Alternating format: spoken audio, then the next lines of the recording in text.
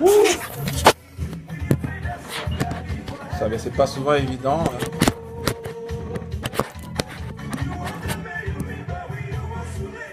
Espérons que tout ira bien.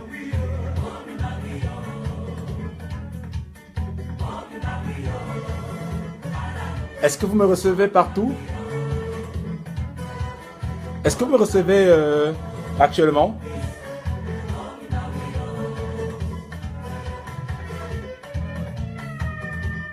Est-ce que vous me recevez? Il n'y a pas de signal. Sur mon mur, c'est déjà correct. Ok. Au quatrième fois, on me reçoit. Est-ce qu'on me reçoit ici sur mon mur?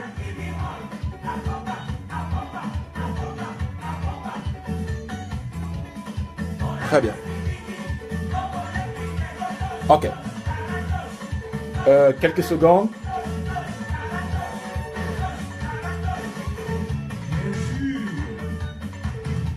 Ça, c'est ça. Super.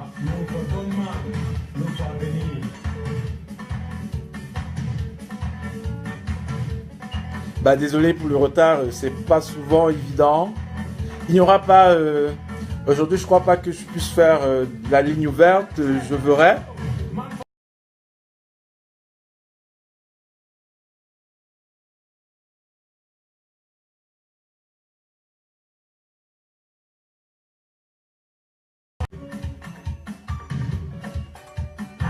Est-ce que ça va? Ça ne va pas. C'est revenu.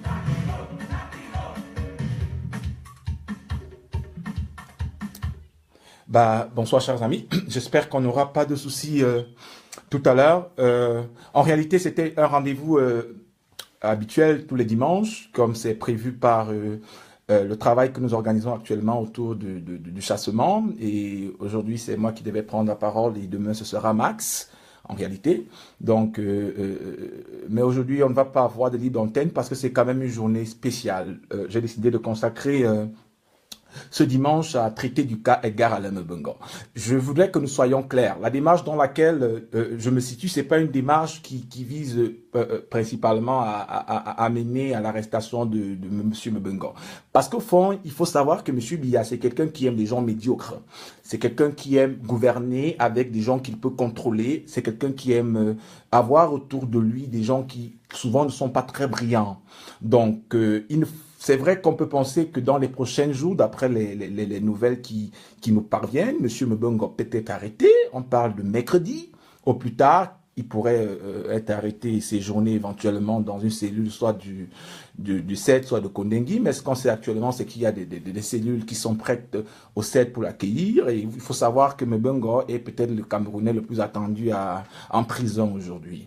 Mais ce qui nous fait faire une édition spéciale sur Mbengue, c'est parce que c'est un cas illustratif de la gouvernance politique au Cameroun, donc c'est pour ça qu'il faudrait s'attarder. Mais je commence d'abord par le cas le plus récent, ce qui s'est passé. Mbengue a fait tabasser un journaliste hier, qui se trouve actuellement dans un état très critique. Le journaliste est journaliste à la rédaction du quotidien Le Jour. Ce qui s'est passé, c'est qu'il faut savoir que lorsqu'il y a un remaniement ministériel dans une rédaction, comme dans toutes les rédactions, en réalité, le remaniement peut tomber à 20 h, le remaniement peut tomber à 21 h ou à 22 h. Le plus souvent, les journalistes ne travaillent pas le vendredi. Donc, mais quand il y a remaniement, quand il y a un événement spécial, en vérité, toutes les rédactions appellent les journalistes. Donc, ça peut être des journalistes qui travaillent au service politique, au service économique, en fonction, en fait, du département dans lequel vous vous trouvez ou vous êtes simplement reporter. Et donc, vendredi, après le remaniement ministériel, la rédaction du quotidien Le Jour, comme à l'accoutumée, a rappelé ces journalistes pour venir justement faire ce qu'on appelle une couverture. Une couverture qui vise à savoir l'ambiance dans les résidences des ministres. C'est-à-dire que c'est une tradition en fait dans la presse au Cameroun. Toutes les rédactions, lorsqu'il y a remaniement ministériel, on envoie des journalistes soit chez les promus, soit on envoie des journalistes chez ceux qui sont sortis du gouvernement. Donc c'est une tradition en fait dans la presse d'avoir des couvertures d'événements. C'est pas quelque chose qui est nouveau. Et donc il y a un journaliste qui s'est rendu chez Edgar Alain Mbengue. En réalité, il n'a pas pénétré. dans la résidence. Je vous donne d'abord la version, la version officielle, la version du quotidien Le Jour. Il a observé ce qui se passait et lorsqu'il partait, il a été appelé par un vigile. Tout bonnement, le monsieur se rend auprès du vigile, qui lui demande ce qu'il est venu faire. Il lui dit qu'il est venu observer et qu'il est journaliste au quotidien Le Jour. Il présente sa carte et quand il présente sa carte, on l'arrête, on le tabasse, on le déshabille, on lui verse de l'eau et on l'enferme dans une cage à chien. C'est un acte criminel, c'est un acte de violence parce que les journalistes ont le droit de faire leur travail. Si M. Mbengo n'est pas à même de recevoir un journaliste, il n'a qu'à lui demander de rentrer chez lui. On ne peut pas accepter que dans un pays dit démocratique, dans un pays où la Constitution autorise les journalistes d'exercer librement leur travail, un journaliste se rend chez un ministre, il est arrêté, il est tabassé, il est enchaîné auprès des chiens, il est torturé. C'est de la torture. Donc le journaliste du quotidien Le Jour a subi un acte de torture et c'est quelque chose de très grave dans une république. Vous ne pouvez pas prendre un homme, vous le mettez dans une cage de chien et vous pointez l'arme sur lui. C'est criminel ça. C'est criminel et il faut condamner ça avec la ferme énergie. Parce que le travail justement des journalistes, contrairement à ce qu'ils pensent, c'est de vous restituer ce qu'ils voient au quotidien. Les journalistes en fait ne travaillent que sur ce qu'ils voient. Sur ce qu'ils voient, ce qu'ils observent. Et c'est comme ça qu'ils restituent en réalité ce qu'ils voient, ce qu'ils entendent et ce qu'ils observent au peuple. Donc c'est le devoir d'un journaliste, après le départ d'un membre du gouvernement, surtout un membre aussi important que Edgar Alain Mbengo, qui a quand même plus de 20 à 30 ans dans l'administration et aux plus hautes fonctions de l'État, d'être suivi par la presse. Ça se passe partout, ce n'est pas une nouveauté camerounaise. Mais la nouveauté aujourd'hui, c'est que le journaliste est arrêté, est torturé, est enchaîné et on pointe l'arme sur lui. Ça ne se passe nulle part. Je vous dis, ça ne se passe nulle part et il faut s'indigner contre ce type de comportement. Il faut s'indigner parce que vous ne pouvez pas construire la nouvelle République, la prochaine République ou même un État avec ça. Parce que quel est le signal qu'on envoie en fait? Le signal qu'on envoie, c'est que n'importe quel individu dans cette République, lorsqu'un journaliste va se rendre chez lui, il aura le pouvoir, s'il connaît un colonel, s'il est dans l'administration, s'il est puissant, d'arrêter un journaliste, le mettre dans une cage, le tabasser, le séquestrer et le laisser partir. Il a séquestré ce journaliste pendant 6 heures de temps. Je dis bien 6 heures de temps. Il a été séquestré 6 heures. Monsieur Mbengo, dans la version que je viens d'obtenir, prétend qu'il n'était pas chez lui et il n'avait pas connaissance que ce journaliste du quotidien Le Jour était dans sa rédaction. Mais c'est faux en réalité. Parce que personne ne peut être séquestré dans votre maison pendant 6 heures de temps et vous n'êtes pas au courant. Ce journaliste était forcément en train de pleurer. Il criait. Ça veut dire quoi? Même si Mbengo prétend ne pas être au courant, sa femme au moins est au courant. Ses enfants étaient au courant. Ça c'est au moins certain. Monsieur Mbengo prétend qu'il n'était pas chez lui. Mais en réalité, c'est faux. C'est pas tout à fait vrai. Parce que quand il sort du gouvernement, vous sortez du gouvernement, vous ne vous rendez pas ailleurs pour aller faire la fête. Vous restez chez vous, vous attendez vos invités qui viennent vous consoler. Donc prétendre qu'il n'était pas au courant qu'il y avait un journaliste dans sa résidence qui était torturé par des militaires. Parce qu'il faut savoir que Mbengo, en dépit du fait qu'il ne soit plus ministre de la Défense, conserve toujours des militaires qui assurent sa sécurité. Quand Mbengo quitte du ministère de la Défense, il continue à Yaoundé à rouler avec des cortèges militaires, aussi bruyants qu'il est, et il a fallu que le nouveau ministre de la Défense, Betty Assobo, tape du poing sur la table pour amener à ce qu'on lui retire une partie de sa garde. Parce que c'est un monsieur qui rêve du prestige, il faut le savoir. Donc ils ont torturé ce journaliste. Demain, quand Amnesty International, Reporters sans frontières, vont dire que le Cameroun est un État où on tape sur les journalistes, où on ne respecte pas les droits de l'homme, où on ne respecte pas le droit de la presse. Ceux qui soutiennent l'acte inacceptable, l'acte brutal, l'acte criminel de Mbengo SSB vont venir ici bavarder que l'étranger n'aime pas le Cameroun. Mais en réalité, qui n'aime pas le Cameroun? Parce que ce type d'acte-là, le syndicat national des journalistes du Cameroun a réagi, le syndicat des journalistes francophones a réagi. Donc c'est parti à l'international déjà. Qui dérange l'image de ce pays si ce n'est pas ceux qui sont aux affaires en réalité? Si ce n'est pas ceux que nous avons nommés, ceux que Biya a nommés, ceux qui sont chargés de nous gérer, ceux qui sont chargés de protéger nos droits. si ce ne sont pas eux qui détruisent l'image de ce pays, comment on peut arrêter un journaliste? On peut le tabasser, on peut pointer l'arme sur lui, on peut l'enfermer dans une cage à chiens, juste parce qu'il est en train de faire son travail. Je le répète, le travail d'un journaliste, c'est de suivre l'actualité des hommes publics. Si dans ce pays, vous ne savez pas ce qu'on appelle être un homme public, il faut savoir que quand on est un homme public, on n'a plus de vie. On est suivi, on est scruté. Parce que vous gérez l'argent des gens. Parce que vous gérez les vies des gens. Parce que vous gérez l'avenir des gens. Vous ne vous appartenez plus. Donc c'est normal que des journalistes suivent des ministres. Quel est ce pays où les gens pensent qu'ils sont gouvernés par des animaux? C'est des hommes qui vous gouvernent. Et vous avez le droit de contrôler l'action gouvernementale. Vous avez le droit de suivre vos ministres. Donc, ce que M. Mebengo a fait est inacceptable. Il faut savoir que M. Mebengo est coutumier. Ce n'est pas la première fois. Soit il achète les journalistes, soit il les maltraite. Souvenez-vous du cas Jules Koum. Jules Koum est décédé par accident. Mais Jules Koum était décédé parce qu'il avait fait de nombreuses révélations sur l'enrichissement de Edgar Alain Mebengo. Mais principalement, en fait, sur les trafics d'Edgar Alain Mebengo dans l'armée. Il faut savoir que Jules Koum avait confié que son informateur, il n'était autre que le général Abraham Sivan. Sivan lui-même, qui est mort dans un accident. C'est-à-dire que la coïncidence est assez quand même étrange, il faut le dire. La coïncidence est étrange. L'ancien patron du BIR est décédé dans un accident et le journaliste qui s'occupait principalement du dossier Mebengo et qui révélait en réalité tous ces trafics,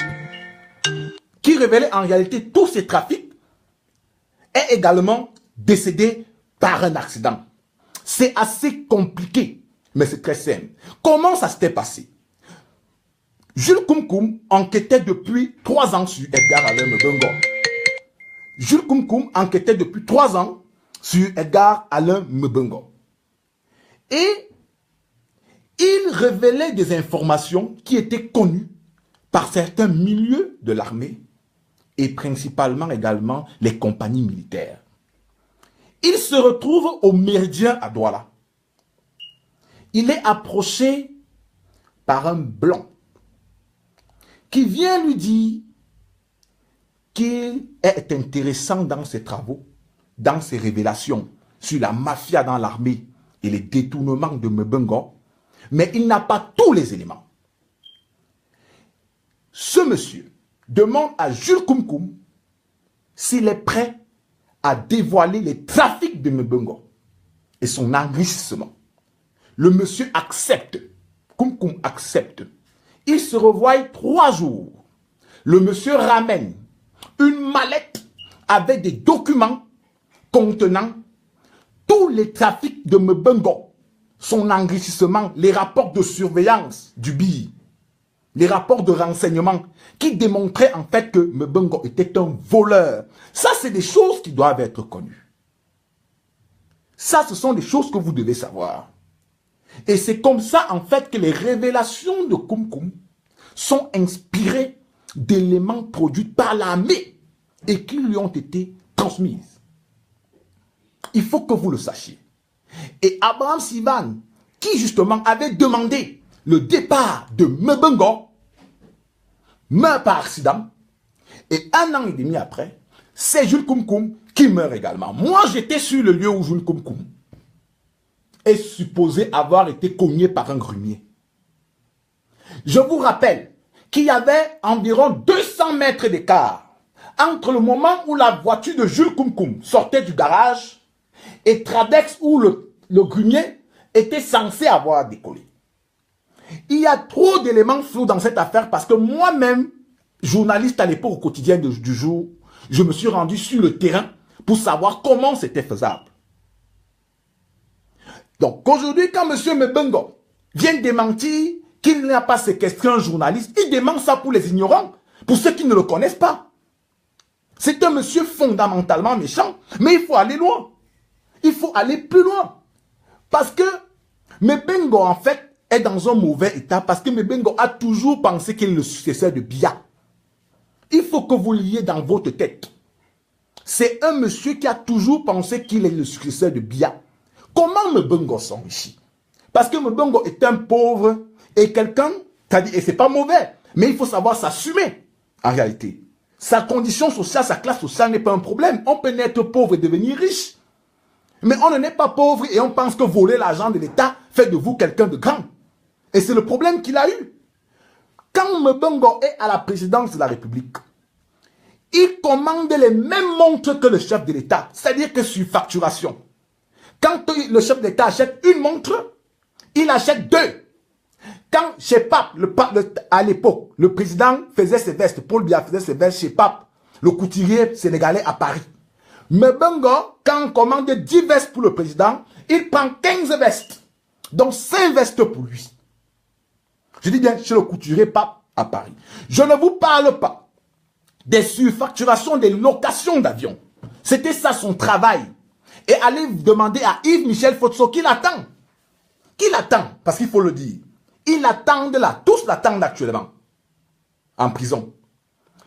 Il faisait les surfacturations. Si une location coûtait 500 000 $ ou 500 000 €, Mbongo surfacturait cela par l'État du Cameroun à hauteur de 700 000, 800 000. 700 000, 800 000. Et il prenait les commissions qui étaient au-dessus. C'est comme ça qu'il constitue sa fortune. Et rien d'autre. Il commence par là. Mais en réalité, le président le sait. Le président le sait parce que dès 2002, le président commence à mettre Mbongo à l'écart. Mbongo a fait près de 2 ans étant directeur du cabinet civil sans voyager avec le président de la République. Paul Biya avait demandé qu'on le mette à côté, mais sous pression principalement de Chantal Biya. Il est tellement marginalisé. Il est tellement marginalisé au cabinet civil qu'il s'en remet à un collaborateur du président. Il va voir ce collaborateur du président et il lui demande s'il peut se faire affecter comme ambassadeur. Le collaborateur du président décide de rencontrer le chef de l'État.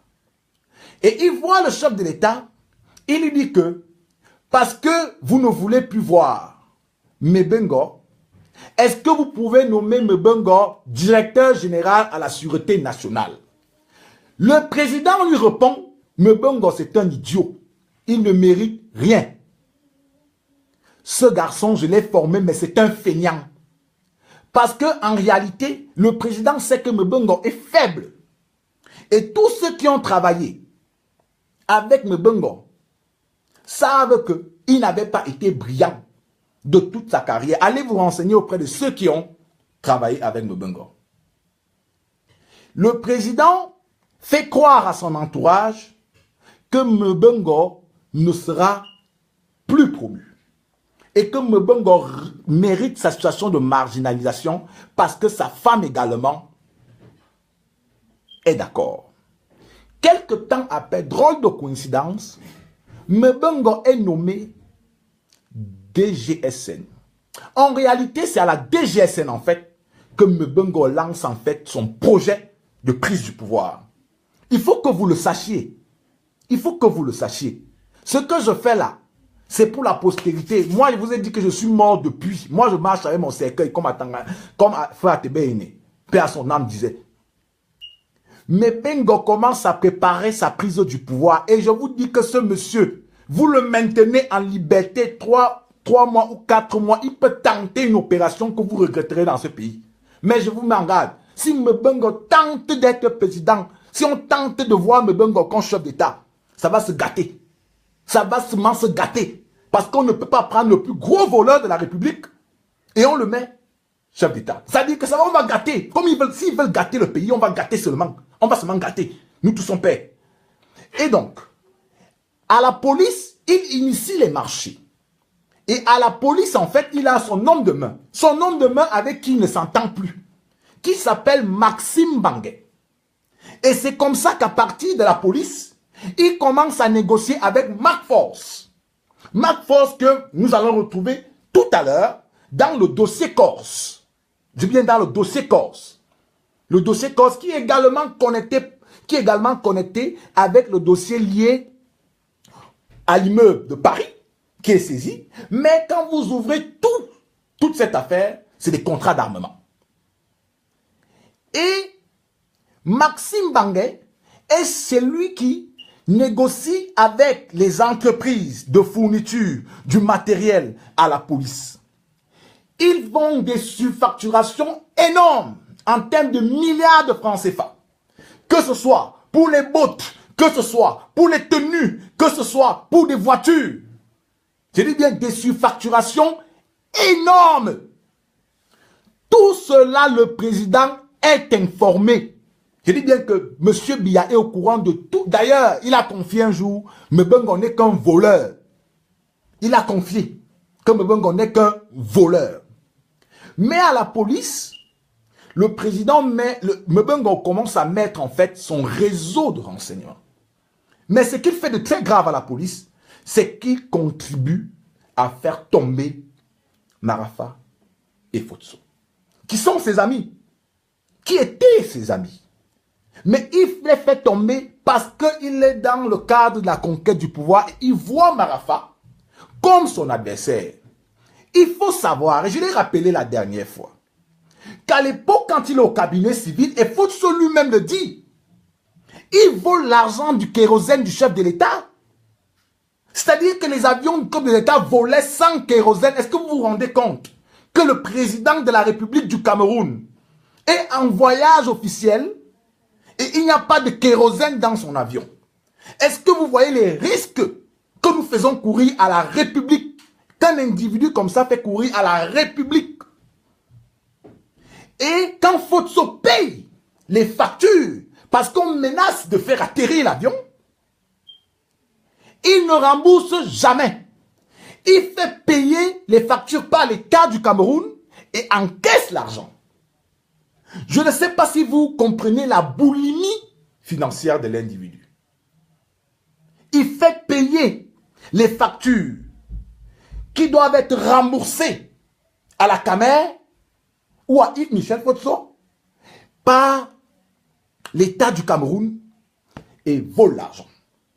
Dans son deal, je ne vais pas entrer dans leur connexion entre Fotso, Marafa, Mbengo. Ça ne m'intéresse pas. Je vous donne seulement des éléments d'analyse pour comprendre le comportement de l'individu. Il fait ça, mais en fait, il ne bavarde pas à l'époque parce qu'ils se connaissent. Et on laisse ça passer. Mais à la police, ils montent des faux rapports, soi-disant sur Marafa qui cherche à faire un coup d'État, sur Marafa qui a rencontré Sarkozy, sur Marafa en fait qui veut remplacer le chef de l'État. Et il se positionne parce qu'il faut savoir déjà qu'à l'époque, quand il est préfet, c'est Mbengo qui menace d'arrêter Titus Edzoa. Lorsque Titus Edzoa est sorti du gouvernement et rencontre les leaders de l'opposition en 1997, parce que l'opposition veut venir le prendre pour affronter M. Biya. Et c'est Mbengo qui s'occupe de menacer. Donc, c'était un récidiviste à ce moment-là et il se charge d'envoyer ces gens au Niouf. Mais il s'est déjà suffisamment et bouglement enrichi. Il a déjà acheté de nombreuses villas au Luxembourg, à Paris, à Yaoundé. Il commence à donner les marchés publics à sa femme, à l'emporte-pièce. Ils sont dans les rétrocommissions d'achat du matériel de la police. C'est comme ça qu'il crée véritablement sa fortune. Et il étend son réseau. Quand il passe Mindef, il assoit maintenant son pouvoir sur l'armée. Parce qu'il faut savoir que Mbengo sait qu'il ne pouvait pas avoir, il ne peut pas avoir la légitimité pour prendre le pouvoir de manière démocratique. Que ce soit dans le RDPC, que ce soit par un vote populaire. Donc il décide d'enrichir les militaires. Je dis bien qu'il n'y a aucun ministre de la Défense qui a rendu les militaires aussi riches que Mbengo. C'est pour ça qu'ils lui sont loyaux. Je discutais avec un officier tout à l'heure. Il m'a dit, il m'a confié que jusqu'à ce jour, l'actuel ministre de la Défense ne parvient pas à déboulonner les réseaux Mbungo. Plus grave, il dit que jusqu'aujourd'hui, il a plusieurs connexions et que ses hommes sont encore en place et qu'ils lui sont fidèles. Pourquoi ils lui sont fidèles? Parce que sous Mbungo, parce que l'argent de l'armée, c'est un argent qui n'obéit pas à un contrôle gouvernemental, c'est-à-dire qu'il ne peut pas avoir des missions du contrôle supérieur de l'État au ministre de la Défense, comme on peut en avoir au ministère des Travaux publics ou encore au ministère des Eaux et des Forêts. Il avait une autonomie financière tellement impressionnante qu'il a arrosé les militaires. Les militaires roulaient dans les jeeps au Cameroun. Mais aujourd'hui, il faut voir les voitures dans lesquelles les militaires roulent. Tout simplement parce que Mbungo travaillait en fait sa soumission. Leur soumission autant pour moi. Et il a réussi. Il a réussi parce que ces gens lui sont aujourd'hui toujours fidèles. Mais d'où vient en fait sa déchéance? Sa déchéance vient de sa boulimie financière. Et l'un des éléments illustratifs justement de cette boulimie financière, c'est le conflit qu'il a avec le contre-amiral Sola. Je ne sais pas si vous connaissez le contre-amiral Sola. Le contre-amiral Sola, c'est celui qui est l'ancien attaché militaire du Cameroun à l'ambassade du Cameroun en Chine. En 2010-2011, le président le Cameroun fait face en fait aux actes de piraterie maritime. Et il faut sécuriser nos eaux maritimes pour affronter les groupes armés. Et pour cela, le président Biya décide de débloquer des milliards de francs CFA pour acheter des navires. Et donc, Mbungo se rend en Chine. Il décide de surfacturer l'opération. Au lieu de 100 milliards, il dit au contre-amiral Sola que l'opération coûte 200 milliards. C'est-à-dire qu'il y a une surfacturation de 100 milliards de francs CFA. Je dis bien 100 milliards de francs CFA. Je ne sais pas si vous comprenez, parce que quand on dit aux gens qu'il faut chasser des gens comme ça, là, vous ne comprenez pas. Quand on vous dit que donnez-nous les numéros de téléphone, c'est des choses que vous devez connaître. Ça doit arriver sur votre téléphone. C'est des alertes, comme on reçoit ici, là, quand vous êtes connecté à des agences. Vous recevez des informations comme ça sur des alertes. 100 milliards de francs CFA. Le contre-amiral s'y oppose. Il dit que il ne peut pas valider une opération de 200 milliards. Mais Mbungo dit au contre-amiral Sola que c'est le chef de l'État qui a autorisé cette opération pour financer la campagne de Biya en 2011. Je dis bien, pour financer la campagne de Biya en 2011, dans la surfacturation, un peu les choses qui sont en train de se passer aujourd'hui, où Faminongo nous dit qu'une opération coûte 75 milliards et on se retrouve en train de payer 150 milliards. Et les gens sont en train de vouloir nous dire que, cette opération, c'était l'argent pour financer la campagne de RDPC de 2018. Ce qui est possible. Mais en 2011, le général Sola, le contre-amiral autant pour moi, s'oppose au déblocage de 200 milliards par l'État du Cameroun et il entre en conflit avec Mbungo, qui lui a déjà négocié le contrat à 200 milliards de francs CFA au lieu de 100 milliards. C'est là où le clash s'opère entre les deux. Qu'est-ce qui se passe? Sola est mis en minorité par Mbungo. Il écrit une lettre au chef de l'État. Il écrit une lettre au chef de l'État pour dire qu'il ne peut pas valider une opération comme celle-là qui a une surfacturation de 200 milliards. Mbungo est même allé loin jusqu'à faire savoir à des gens qu'ils étaient prêts à partager cet argent des rétrocommissions avec Sola. Mais le conflit est plus compliqué déjà même au niveau des élites du dialogue. Ça se corse. Sola écrit une lettre qui est intercepté par quelqu'un dans l'entourage du chef de l'État, dont je tais le nom. Il intercepte le courrier et il renvoie ce courrier à Mebengo, qui maintenant répond et se lève donc à une guéguerre dans la presse. Or, la source de ce problème, c'est des surfacturations de 100 milliards de francs CFA que Mebengo cherchait et qui n'est pas passé. Mais il réussit son coup parce que Biya a ceci de particulier qu'il aime ça. C'est comme si Biya aime les voleurs. Et je vous dis que je ne fais pas cette vidéo pour qu'on arrête Mebengo. Qu'on arrête Mebengo ou qu'on ne l'arrête pas, ça ne m'intéresse pas. C'est d'ailleurs la dernière fois que je parle d'un individu comme ça.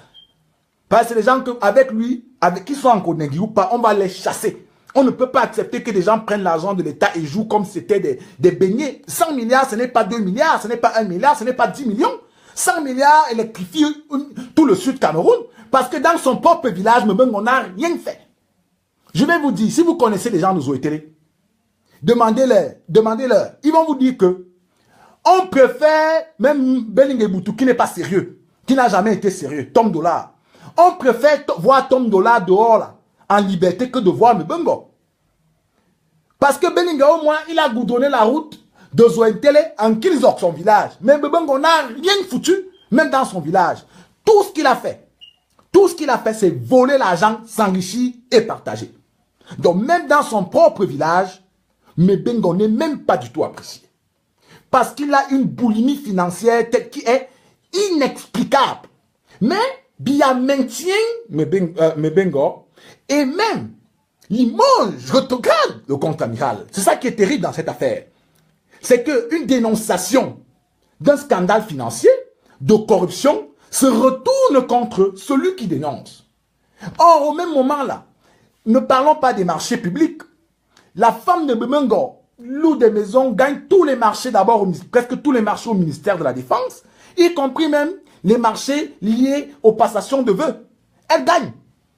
Elle gagne. Ça dit que les petits millions de francs CFA qu'on peut partager aux jeunes entrepreneurs pour dire au moins que okay, l'État peut vous donner au moins 10, 30 millions, 40 millions pour que vous développez d'autres activités. Sa femme gagne l'allocation des limousines prestigieuses, des voitures prestigieuses au Hilton. C'est encore lui qui est derrière.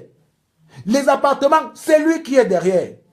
C'est-à-dire que il avait développé un système de mafia, d'accumulation qui est indécent à la limite. Parce que vous ne savez pas. La richesse de Mebengo, je ne veux pas revenir sur ça, elle est indécente dans un pays pauvre. Elle est indécente pour ceux qui ne savent pas.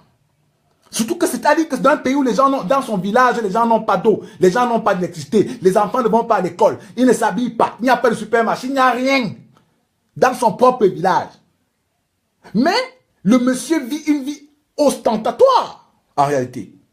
Et bien, il y a le maintien, on renvoie le contre-amiral Sola au village, il n'est même plus retourné au Cameroun à cause de ce conflit.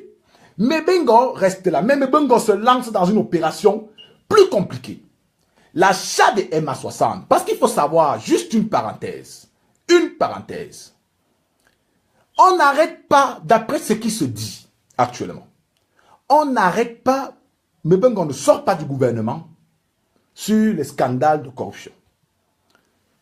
D'après des rumeurs dans le Sérail, il se pourrait que ce soit lié à l'ambazomie. C'est-à-dire que au sein du gouvernement, ça je le sais depuis 8 mois, il y a des gens, notamment les renseignements du BI, ont tenté d'établir une connexion entre les sécessionnistes, entre guillemets, et des hauts responsables dans le gouvernement de M. Biya. Donc, il y a ces informations qui sont en train de circuler et certains soupçonneraient Mebengo justement d'être celui qui, à un moment ou un autre, a appuyé financièrement l'aile extrémiste de la contestation anglophone. Parce que, d'après eux, c'est lui qui serait l'un des bénéficiaires. Parce que depuis des mois, en fait, ils devaient le chasser. Mais la crise anglophone, en fait, a brouillé toutes les cartes. Donc, on soupçonne que compte tenu du fait que la région du Sud-Ouest était moins contestataire que la région du Nord-Ouest. Ils n'ont pas compris comment le mouvement armé s'est déclenché principalement dans la région du Sud-Ouest.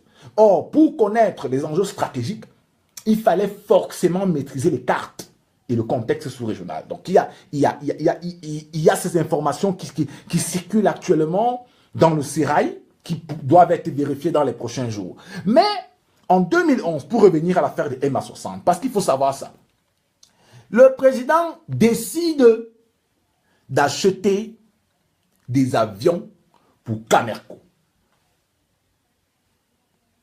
Des contrats commerciaux sont signés en 2011 et 2012 par le fournisseur chinois Avic. Or, Mebengo connaît déjà très bien les Chinois déjà, comme je l'ai dit, pour avoir négocié déjà les bateaux du BI. Parce que ce que je vous dis là, je ne invente rien. Ce que je vous dis, c'est que en 2017, en septembre 2017, le contrôle supérieur de l'État, sur instruction du chef de l'État, qui a ordonné une enquête par la police depuis 2014, a demandé à ce que Mebengo, qui était ministre des Transports, lui fournisse tous les éléments justifiant le contrat en fait entre le gouvernement camerounais et la société Avic. Parce que les MA60 ont coûté 2 fois plus cher que leur montant. C'est-à-dire que, je ne sais pas si vous comprenez, les avions ont coûté 2 fois plus cher que le montant qu'ils devaient coûter. Ça c'est, je vous parle là des MA60. Hein. Donc, c'est un monsieur en fait qui a une histoire impressionnante des facturations. Et aujourd'hui, il y a ce dossier sur la table où on lui demande de dire ce qui s'est passé. Dans les trains, il est encore impliqué. On ne peut pas avoir un individu comme ça. On ne peut pas avoir un individu comme ça, on le garde. J'entends qu'il va être nommé sénateur. Qui va être nommé sénateur par Biya? Biya en est capable en réalité. Biya est capable de nommer encore Mebengo sénateur. Il faut que vous le sachiez. Il ne faut même pas croire qu'on peut l'arrêter n'importe comment. Mais Biya sait également que Mebengo est dangereux. Mebengo est même encore très dangereux. Donc il peut vouloir le garder auprès de lui. Mais ce qui est intéressant, c'est que depuis la CDE, parce que Mebengo est également en conflit avec Ferdinand Gongo. Ils ne s'entendent plus. Mais Biya est très cynique. Biya est très cynique parce qu'il y a une bataille qui se passe lorsqu'il est ministre du Transport. Entre lui et le ministre délégué. Qui veut faire tomber le DG de Camerco. Mebengo va voir le président Alimia. Le président demande à Mebengo si tout va bien, si Camerco va bien. Parce qu'en réalité, l'une des préoccupations de Biya a toujours été Camerco. Ou la Camer. Parce que quand M. Biya est arrivé, la Camer, en fait, c'était le prestige du Cameroun. Et donc, le président a investi beaucoup d'argent dans la Camer. Et, compte tenu des défaillances, des avions cloués et tout le reste, là, la presse en parlait, Mebengo s'oppose, en fait, à la démarche du ministre, de son collaborateur, le ministre, et va s'en plaindre auprès du président. Le président, aussi cynique qu'il est, lui répond à l'Émia, oui, je vais voir, tout va s'arranger. C'est donc comme ça que l'actuel DG de Camerco, qui, il faut quand même le reconnaître, avec les soutiens de SGPR, n'a pas été débarqué. Mais il était déjà en conflit parce que c'est lui qui ramène l'actuel DG de Camerco de Dakar. C'était son homme, mais ils se sont gâtés. Parce que Mebengo, lui, se gâte toujours avec ses amis. C'est-à-dire que ceux avec qui ils sont dans la mafia, ils finissent toujours par se gâter. Comme tous aiment l'argent, au final, ça se règle par des conflits.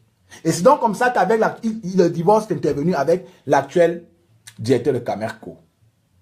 Mais, ce qu'il faut savoir, c'est que le principal soutien de Mebengo au pouvoir là, c'était Martin Bellingue-Boutou, à qui il a versé beaucoup d'argent. Parce que je vous rappelle, entre Bellingue-Boutou et Mebengo, même les gens du village vont vous dire que ni l'un ni l'autre ne sont bien, mais ils préfèrent encore Bellingue-Boutou à Mebengo. Mebengo versait beaucoup d'argent chez Belinga et a travaillé pour que son ami à Tanganakuna, parce qu'il ne faut jamais dégager ces deux-là. Ils sont, c'est-à-dire que c'est les deux gars qui les 5-6 dernières années ont fait tellement de mafia dans ce pays que vous n'imaginez même pas les milliards qui sont sortis. Le cas d'Atanganakuna, on va y revenir un autre jour. Mais je peux vous dire déjà que l'un des responsables du projet d'approvisionnement en eau de Yaoundé m'a confié personnellement que s'ils ont volé petit, ils ont volé 200 milliards de francs CFA. Et donc le parent du projet, c'est Tanganakuna. J'ai dit bien, il me l'a confié personnellement à moi. Et quand on dégage Tanganakuna vendredi, il m'écrit pour me dire, c'est bien. Il est parti. Il me l'a confié que c'est à Tanganakuna, s'ils ont volé petit pour approvisionner Yaoundé en eau, c'est 200 milliards de francs CFA au ministère de l'eau et de l'énergie. Il faut que vous le sachiez. Donc, ces deux gens se sont tellement enrichis avec la CDE. Parce que voilà encore un autre dossier. On décide de privatiser, d'ouvrir le secteur. Ils vont retrouver des gens au Maroc. Ils prennent des Marocains. Ils les ramènent au Cameroun. Ils organisent en fait la Fémania. Pourtant, ils sont les vrais propriétaires de la CDE. Et quand ils sont démasqués, ils décident de limoger Jean-William Solo. Parce que William Solo, en fait, paye le prix d'avoir démasqué Atanganakuna et Mebengo, qui se cachaient, en fait, derrière la CDE. On ne peut pas vivre avec des gens comme ça. Il faut même voler. On vole dans tous les pays, mais voler avec un peu d'élégance, un peu de décence. On ne peut pas. On ne peut pas vivre avec des gens comme ça, là. C'est incroyable, ça. C'est-à-dire que c'est incroyable quand vous voyez les histoires de ces gens. Vous vous demandez en fait si on est gouverné. Parce qu'on ne peut pas maintenir un type qui peut traîner au moins 15 dossiers de milliards comme cela. 15 dossiers et il est toujours en liberté. C'est incroyable ce pays. C'est incroyable. Et à l'époque, je me souviens lorsque je révèle le scandale, ils décident d'aller faire un communiqué à la CIA TV où ils disent que je mens. Où ils disent que je manipule. Pourtant, à terme, le président a chassé les Marocains. Et on a retourné tout à Kamwata. Parce qu'on a découvert en réalité qui se cachait derrière. Tout comme à une époque. Parce qu'il faut faire très attention. Biya peut laisser sortir Mebengo. Ou des gens dans l'administration peuvent laisser fuir Mebengo. Comme on a laissé fuir Essimene. Parce que toutes ces affaires-là, sont connectés. Ne vous trompez jamais, il n'y a pas de hasard. C'est un gang, c'est le cartel. On appelle ça le cartel. C'est-à-dire que c'est un réseau de personnes qui se connaissent très bien, qui sont amis, qui s'appellent, qui mangent ensemble. C'est le cartel. Ils sont tous connectés. Ils sont tous connectés. Et Simi Meunier a fait perdre à l'État du Cameroun près de 100 milliards de francs CFA. Je dis bien 100 milliards. L'entreprise Jovic a fui le Cameroun. Avec notre argent. Je dis bien avec notre argent. C'est nous qui avons financé alors que nous étions sous contrôle du FMI. Je ne sais pas si vous vous rendez compte. Nous sommes sous contrôle du FMI. On décide de lancer un projet d'exploitation que nous finançons. Ils n'ont même pas 5 francs. Mais l'État du Cameroun décide de financer cela. Ils ont volé tellement d'argent qu'ils ont même redistribué à des gens qui sont encore conseillers à la présidence aujourd'hui.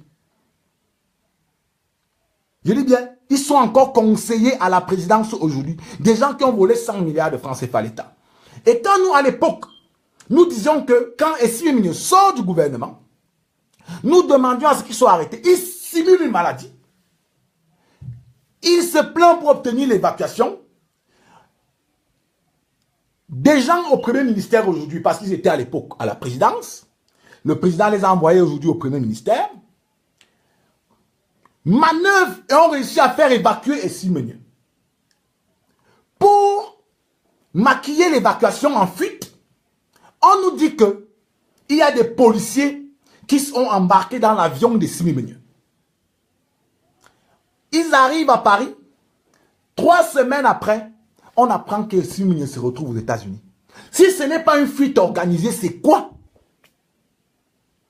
ça, ce n'est pas la fuite organisée. Donc nous sommes gouvernés par la mafia dans ce pays. C'est-à-dire que c'est la mafia. Il y a un terme qui illustre ça très bien. Le deep state. C'est-à-dire que le deep state, l'état profond, des gens qui sont structurés, qui sont organisés, qui ont pris le contrôle des richesses de l'État et qui, juste impunément, au mépris des libertés, au mépris du droit du peuple, et qui se prennent pour des intouchables. Parce qu'il faut savoir ça. C'est pour ça qu'on vous demande les numéros de téléphone, les amis. Parce que le jour où vous aurez accès à toutes ces informations, en temps, en heure, ils auront peur de vous. Ils auront peur de vous. Ils n'ont pas peur de vous parce qu'ils pensent que vous ne savez rien. C'est pour ça qu'ils vous méprisent. C'est pour ça qu'on vous demande les répertoires téléphoniques. Pour que le maximum des Camerounais, en temps et en heure, lorsqu'un scandale déclenche, même à travers 5 phrases, je peux décider qu'on balance ça à 300 000 Camerounais. Et on verra comment ils vont voler. On verra comment ils vont voler. Je dis bien, ils ont fait fuir et si qui a fait partie 100 milliards. Donc ces gens peuvent faire fuir Mbongo. Je vous dis qu'ils peuvent faire fuir, ne vous trompez pas. Ils ont tellement de moyens, tellement de puissance qu'ils peuvent faire fuir Mbongo et Atangalakuna. Ou encore, Biya peut tenter une opération de cynisme. Cynisme et il nomme Mbongo. Et c'est pour ça que je vous dis, l'enjeu pour vous n'est pas qu'on arrête Mbongo. L'enjeu pour vous, c'est de voir comment ce pays est gouverné avec tant de mépris pour le peuple. Parce qu'on ne peut pas avoir un monsieur comme celui-là qui a volé tant de milliards dans ce pays et il est toujours en liberté. Et lorsqu'un journaliste va faire un reportage chez lui, il le fait tabasser. Et le monsieur est en train de mourir et il est toujours en liberté. Un homme qui a été accusé d'avoir tué des gens journalistes. Est-ce que c'est sérieux? Est-ce que c'est sérieux? Bernadette Mbongo, à l'instant où je vous parle, est dans les dossiers au tribunal criminel spécial. Il est possible que la femme de Mbongo elle-même soit arrêtée dans les prochains jours. Je dis bien, il est possible que la femme de Mbongo soit arrêtée dans les prochains jours. Tout simplement parce qu'elle est impliquée dans plusieurs scandales liés au marché public. Les marchés publics. Elle gagnait tous les marchés de son mari. Près de 90%. C'est elle qui gagnait. Donc actuellement, et ce serait la première fois en fait, que dans l'histoire de l'opération Épervier, on arrête un ministre et son épouse. Parce que l'une des personnes clés pour comprendre Mbongo et pour comprendre les détournements de Mbongo, c'est incontestablement également son épouse. Si on met la main sur son épouse à travers ces marchés, c'est clair qu'on pourra mettre la main également sur M. Mbongo. Et je trouve que c'est quelque chose de normal. Parce que Biya ne peut pas tolérer qu'on ait un tel individu dans un pays sérieux qui peut être impliqué dans tant de scandales. Les avions, les locations, les trains, les habits. Plus grave, vous vous demandez d'où la fortune d'Amougou Belinga sort. Pendant 3 ans, Mbongo a octroyé le marché de livraison de l'eau minérale à Amougou Belinga. L'eau qu'on appelle Pura. Aujourd'hui, où est ça? Vous connaissez ça? Non. Qui boit ça? Mais les militaires buvaient cette eau. Mais faites attention, c'est des bandits en réalité. Parce que le contrat là, quand ils donnent ce contrat, l'État paye et il y a des rétro-commissions par derrière. C'est pour ça que je vous dis que c'est un gang qui vous gère. Je dis bien que l'eau, c'est-à-dire, Amougou Belinga a créé une eau. Vous croyez que c'est parce qu'il voulait entrer dans le marché de l'eau potable, de l'eau minérale? Que non. C'était un contrat uniquement destiné à donner de l'argent à Belinga, à Amougou Belinga, pour avoir des recours-commissions par la suite. Voilà comment votre pays l'est géré. Voilà comment notre pays l'est géré. Voilà comment les gens gèrent notre argent dans ce pays. C'est-à-dire que nous n'avons rien, nous sommes démunis. Le pays recule sur toutes les statistiques à l'échelle planétaire, que ce soit économique, que ce soit culturel, que ce soit touristique, que ce soit en matière de droits de l'homme. Sur toutes les statistiques, le pays recule. Mais vous avez des gens qui tous les jours deviennent plus riches. Et quand vous dites aux Camerounais que envoyez vos numéros, Nous travaillons pour reprendre nos droits, pour reprendre le pouvoir, pour arracher notre liberté, pour avoir la capacité de rêver. Ils ne veulent pas. Je vous renvoie le WhatsApp. Envoyez-moi les répertoires le maximum. 00 33 7 58 56 29 46. 00 33 7 58 56 29 46. C'est-à-dire que apprenez à arracher votre... On ne peut plus laisser. Il ne faut pas laisser. Voilà les documents. Atangandi, qui doit être arrêté. Il est nommé ministre. Mais bien n'est que les voleurs. Donc ne soyez pas surpris que Biya nomme en fait quelqu'un dans les prochains jours. Ça peut être Edgar Alain Mebengo. Ne soyez pas surpris. Ne soyez pas surpris. Mais, je vous le dis, je ne peux rien vous confirmer. Plusieurs sources indiquent qu'il peut être arrêté cette semaine. Mais là encore, c'est le temps du président. Biya aime avoir le temps. Bah, désolé, hein, c'est-à-dire que vous connaissez comment ça se passe. Il y a beaucoup de gens qui sont en train de signaler le compte actuellement. Je ne sais pas si on va finir ce direct. On va essayer. Il me reste juste deux ou trois choses, mais s'il vous plaît, ne signalez pas, ça ne sert à rien. Parce que si vous signalez, je vais reprendre. Donc, ça ne sert à rien de signaler le compte. Ça ne sert vraiment à rien. Ça ne sert à rien. Et donc, Mebengo est certainement l'homme, le fonctionnaire le plus riche de l'histoire du Cameroun. Je dis bien, de l'histoire du Cameroun, c'est certainement le fonctionnaire le plus riche. Vous ne pouvez pas imaginer l'immensité de sa fortune. Mais il n'a pas agi seul. Il n'a pas agi seul. C'est un gang qui gouverne ce pays. Et quand un gang prend en otage ce pays, il faut que nous ayons la capacité de créer le rapport. N'envoyez pas vos numéros sur la vidéo parce que je ne vais pas voir. Je vous ai dit envoyez ça sur WhatsApp, s'il vous plaît. Je ne vais pas les lire, je ne vais pas les prendre malheureusement. Malheureusement, je ne vais pas les lire, je ne vais pas le prendre. Bah, je crois que je vais prendre peut-être 2 ou 3 appels pour vous laisser parler quelques minutes et on se reverra en semaine. Donc, je vais prendre des appels. Si certains sont en ligne, je vais essayer de voir. On va essayer Christian Modentier.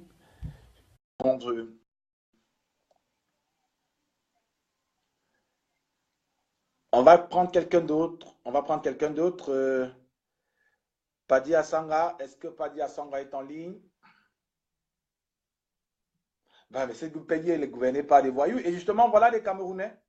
Voilà les Camerounais qui le plus souvent n'ont rien, vivent dans des conditions très précaires, mais peuvent supporter le diable. Moi, je ne comprends pas comment on peut supporter des crimes et des criminels. Moi, je ne comprends pas.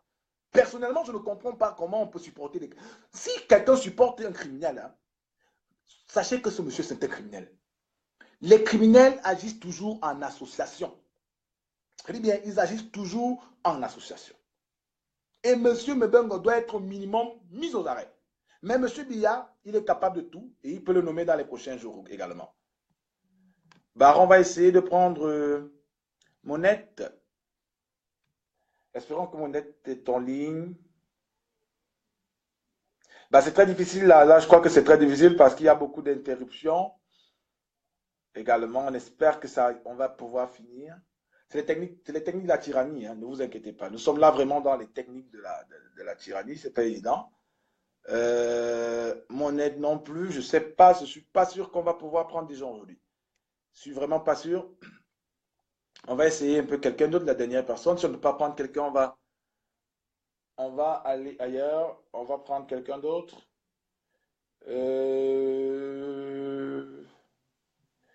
Bah, on pourra pas avoir des gens en direct aujourd'hui.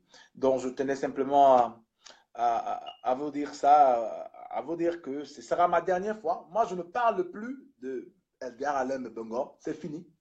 La prochaine fois, c'est Atan Lakuna Basile, qui est également un brigand, qui doit être arrêté également.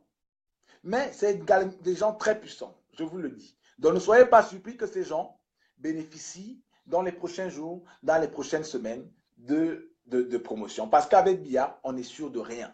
Mais par contre, je vous invite à m'envoyer vos répertoires au 0033 60 0033 7 58 56 29 46.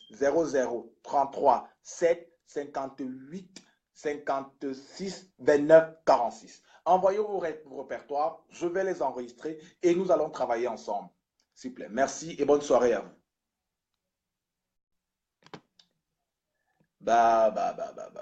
Il faut arrêter la vidéo.